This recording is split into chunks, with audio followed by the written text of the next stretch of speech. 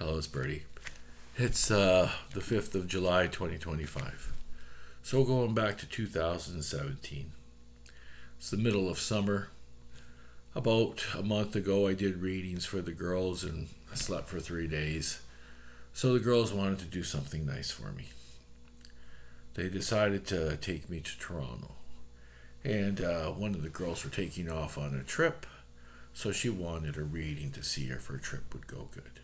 I said, well, the best time to do that is when we're in Toronto and it's the closest to the trip and I can determine the best of that reading when I'm there.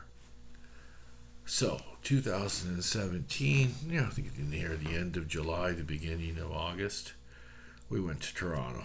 I think it was a Friday night because I knew she had to leave on Saturday and they were going to get a hotel for all three of us. But that wasn't possible, so we had to share a hotel. But that's where the story comes in. It's a high rise, middle of Toronto, really close to the airport. Not even 100% sure it could have been the airport hotel.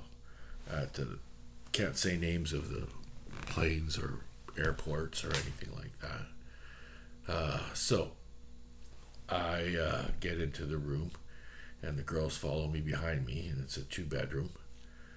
And there's four of us. So anyway, we're all really close friends, except for the new girl that's going on a trip that wants the reading. And I said, okay, Friday night, she's leaving Sunday. I'll do it now. And so I started the reading on her.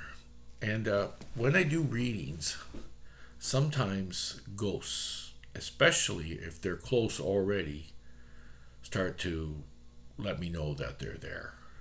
Yeah. So I'm starting the reading with this girl, and I'm holding her palm and I'm reading her palm, but usually it's just by touching them that I can do it very easily. And it looks like the trip is going to be fine, but I see that we're all going to get sick unless they pay attention to exactly what I say in order for us not to get sick. But I don't understand the reason why exactly. So I told her the trip was fine, everything was fine, did her reading, she was amazed and all that stuff. But a ghost shows up. And I'm like, I didn't sense you coming into this hotel room or whatever. And it was a male ghost, and he was in his 80s. And he goes, well, I didn't know I was dead. I died in 2010. I was suffering from cancer, and I had vomiting issues and diarrhea issues and all these issues.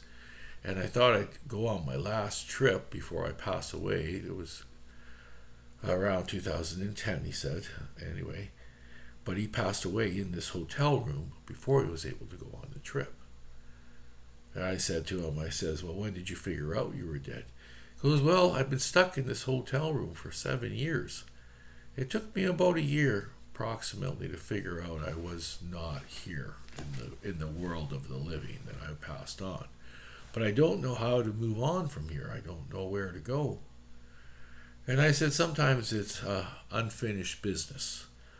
So you're probably going to have to stay here until maybe a relative or somebody shows up with unfinished business that you had to deal with. That's usually the only reason that you stay here.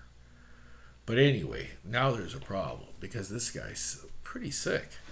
And if you pass through a ghost, you will feel their sickness. So I asked the ghost, I said, what pattern do you take around this hotel room? And he told me, he goes, I'm pretty basic. I am pretty old. I use the washroom. I use the bed. And then I watch TV. I said, why did you get a 2-bedroom?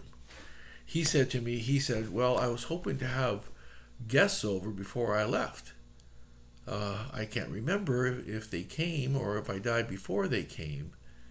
And I said, perhaps that's the reason that, you have unfinished business. You need to see those guests. But I still needed to know where he went and everything, because if we pass through him, we're going to get sick. So the one girl that I did the reading on, she's new, and she wasn't really paying attention to me about that. He goes, okay, you can palm read, you can tell the future, don't tell me you can talk to ghosts too. And I said, I haven't talked to ghosts a lot lately, but yeah, I can. And I don't like it sometimes because sometimes they give you bad news. But anyway, so the other two girls listened to me like religion or, God sent. I believe in God, and they believed in God, and they believed that there is a ghost there, and if we pass by him, we'll get sick. So they followed the route that I told them to take. But the other girl did not, and she got sick. And was vomiting and diarrhea and everything. And I says, listen, you got to listen to me. This will only last a few hours, I think. Don't quote me on it because every ghost is different depending on their strength, how long, whatever they died of or sickness will last upon you. But usually 2 to 3 hours at the most. 24 hours is the longest I've ever heard of. But anyway, so finally on Saturday night, she listened to me and she stopped passing by where the ghost was. And the ghost was very nice, very apologetic. He said to me, he goes, I don't move very fast, so I don't know how I'm supposed to get out of this girl's way. And I says, well, you have a routine. And when you die, you usually stick to that routine. You can vary from it. Thank you for doing the best that you can from varying from it, is trying to stay out of her way. He goes, you three are perfect. You guys are out of my way. You're not close. And I said, yeah, it's because I'm telling them where to go, and I know where to go. But anyway, I found out that this gentleman was very, very wealthy. And he had a lot of money. But how does that work on our behalf to help out these three girls that are trying to do something nice for me? I said, you know what? Let's go to the casino. All we have to do is do the same thing as that young lady that's with us right now that I did the reading on, that's going on the trip, which is feeling better now. Just follow her routine. Do what she does, and we will all win. So the other two girls are like, yeah, okay. And finally, this young lady that I did the reading on and everything believes that I can do things, and that, you know what, let's give it a try. They're there for me, and I want to go to the casino. So that's what I want to do. So we went to the casino. And sure enough, we followed her. And for some reason, she picked a machine. And we picked the machines all right beside her. I was to her right. The other two girls were to her left. And one girl was on my right. Yeah, hang on, that's how it worked. It was girl, girl, boy, girl. It had to be a sequence. But anyway, we start playing and we start winning. And it wasn't just one jackpot. The girl that was feeling ill and going on the trip, she won 2 jackpots. And each one of us won a jackpot. Now, back in 2015, the jackpot was maybe $3,000 or $4,000 usually. Now, it could be higher, but money-wise, $1,000 wasn't a lot of money back at 2017. But $3,000, yeah, you're tripling. And the girl won it twice, so she won about 7. So we get back to the hotel room. We changed to the presidential suite, which was awesome. Oh, it was huge. Yeah, it was big. And it was really, really sweet. We had a really, really good time. We saw her off on Sunday. We all made ridiculous money. Well, I think pretty well. Not ridiculous, but you know what I mean. A good amount. Yeah, we all went home. It was a happy time. And I had enjoyed myself as well.